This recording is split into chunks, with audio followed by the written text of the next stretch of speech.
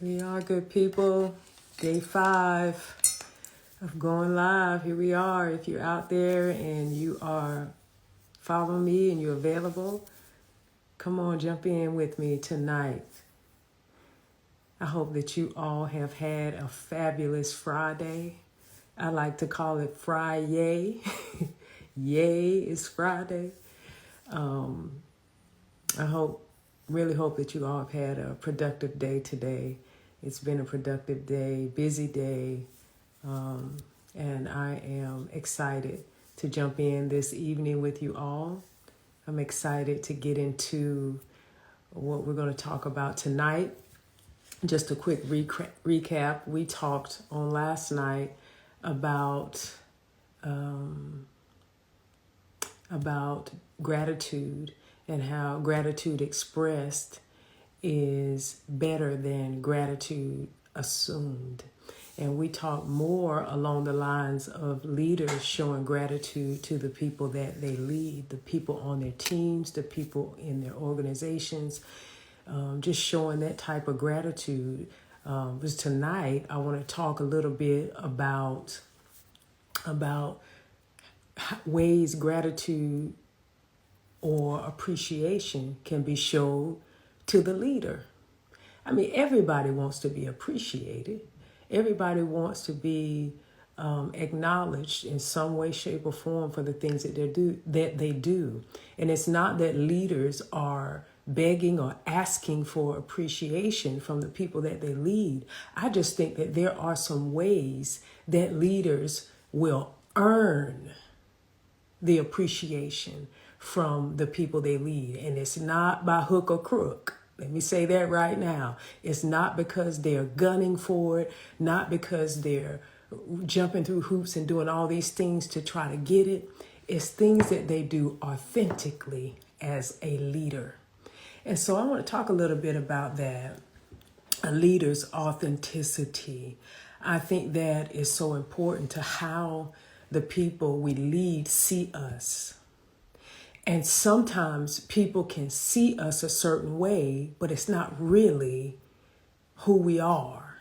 It's not really the image or the persona. It's not really who we are. But when we lead authentically, when we are ourselves, I like to say this often, that I am the best leader on the planet. There is no one else like me. And likewise, there is no one else like you. No one. Hey, Dr. T, good to see you on. There is nobody on the planet like you, Dr. T. Nobody. Nobody can imitate, emulate, copy, or any of that of who we are as leaders, as individuals, and how we do it is like no one else. Even if someone is doing the same type of job in the same industry, doing some of the same things, none of us will do it the same because we're different. And I think that's important to leaders leading authentically, that it is okay. I said it's okay to be different. It's okay to lead differently even than the one who mentored you and who trained you and taught you how to do. Because being taught how to do things, the best practice for doing things, doesn't mean that you change who you are. You still have to do it authentically. I still have to be leader. I don't know anybody else in the world that I want to be like other than Jesus. There's no one else that I want to be like. There's no one else I want to look like. There's no one else I want to be like except the Lord. That's it.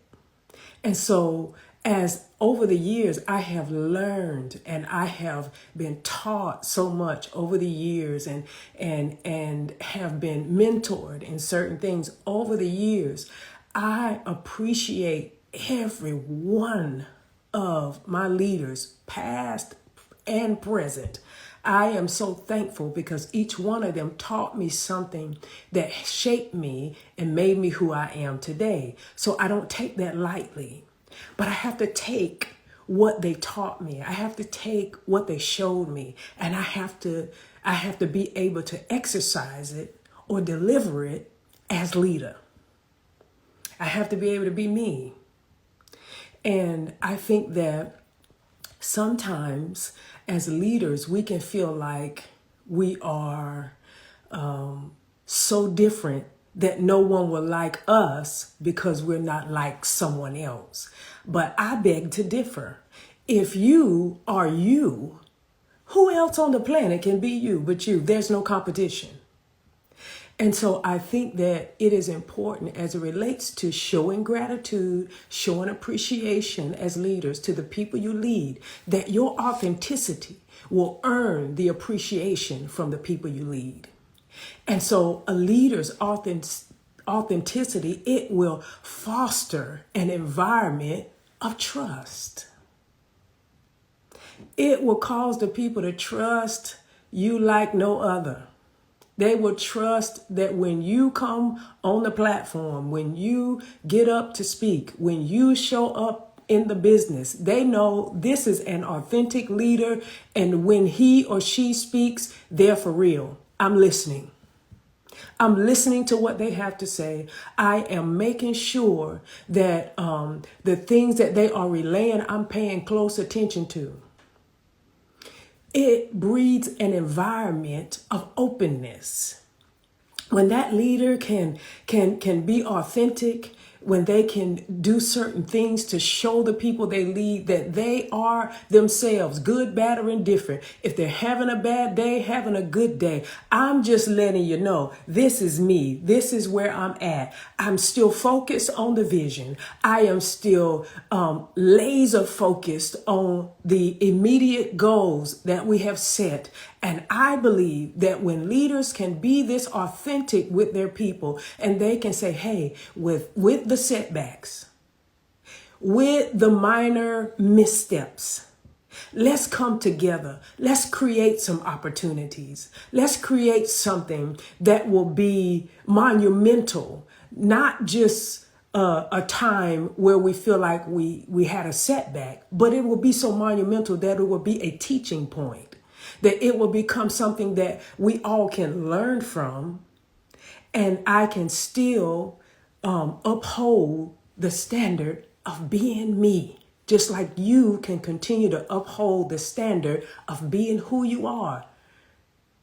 And I don't want anyone to confuse someone's title from who they are. You can have the title, you can have the position, but it's the real you that fills the position. It's the real you that makes the title come alive. It's the real you that makes the things that people don't see, they'll begin to see it, because authentically you just show up the real you. You show up and you show up in such a way that people begin to trust you. People will start being open with you. People will start to respect you as the leader.